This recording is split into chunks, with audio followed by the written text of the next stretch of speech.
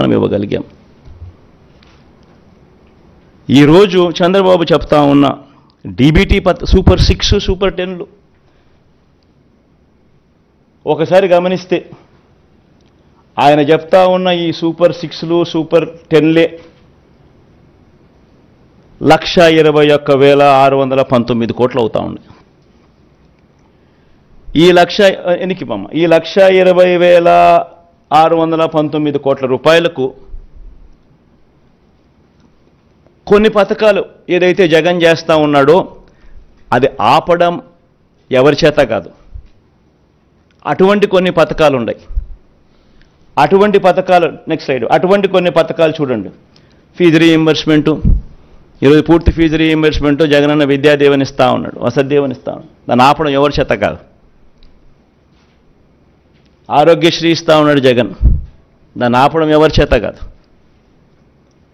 సంపూర్ణ పోషణం ఇస్తూ ఉన్నాడు, అంటే లాక్టేటింగ్ మదర్సు, ప్రెగ్నెంట్ మదర్సు, 6 ఏళ్ల దాకా ఉన్న పిల్లలకు సంబంధించిన సంపూర్ణ పోషణం ఆపడం ఎవరి చేత కాదు.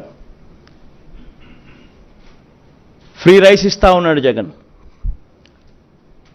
కేంద్రం ఇస్తూ ఉన్నది ఒక పర్సంటేజే, మిగిలింది రాష్ట్ర ప్రభుత్వం ఇస్తూ ఉంది. 1,48,00,000లో కేంద్రం అప్రాక్సిమేట్గా 90 లక్షలకి ఇస్తుంది, మిగతాటి అన్ని మనం ఇస్తాం. అది కూడా మనం క్వాలిటీ పెంచి ఇస్తూ ఉన్న బియ్యం. సో దానికి ఖర్చు 18,50,000 మంది రైతన్నలకు ఫ్రీ ఎలక్ట్రిసిటీ ఇస్తూ ఉన్నాం. రైతన్నలకు గోరుముద్ద, చిన్నపిల్లలకు పెట్టే గోరుముద్ద జగన్ చేస్తూ ఉన్నాడు, చేయక తప్పదు దేవుడికి. ఇటువంటి ఈ పథకాలకు మరో 29,100 కోట్లు ఏ ప్రభుత్వమైనా చేయక తప్పని ఖర్చు. రెండు కలిపితే 1,50,718 కోట్లు.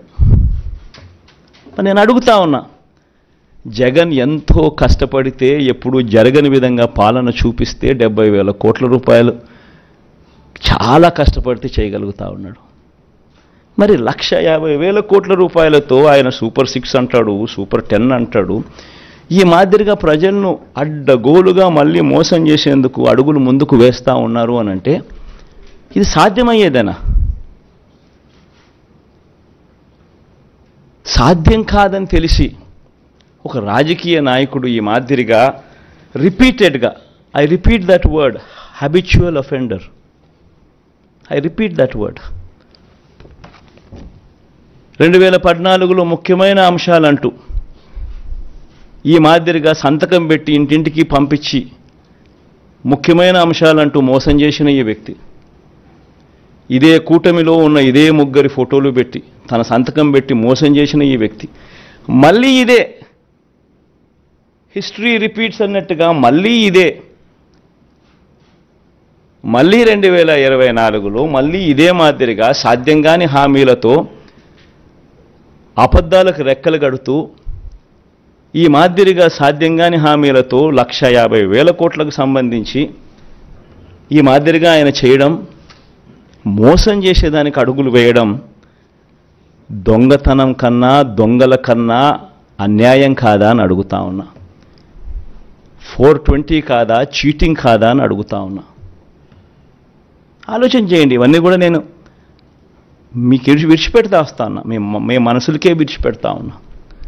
ఒక రాజకీయ నాయకుడు అంటే ఎలా ఉండాలి? ఒక మాట చెప్తే ఆ మాట మీద తాను నిలబడతాడు అన్న నమ్మకం ఉండాలి. ఒక రాజకీయ నాయకుడు, ఏ కార్యకర్త అయినా పలాని రాజకీయ నాయకుడిని చూసినప్పుడు అదుగో ఆ రాజకీయ నాయకుడు మా నాయకుడు, అదుగో అతడే మా లీడర్, కాలర్ ఎగిరేసుకొని చెప్పాలి. కానీ ఈ మాదిరిగా చేస్తే కాలర్ ఎగిరేసుకొని చెప్పడం కదా దేవుడు ఎరుగు. ప్రజలు ఎక్కడన్నా కనిపెడితే ఎలక్షన్లు అయిపోయిన తర్వాత ప్రజలు అక్కడ వస్తున్నారంటే ఈ దొడ్డిదావరం ఈ పక్క పోయే కార్యక్రమం జరుగుతుంది.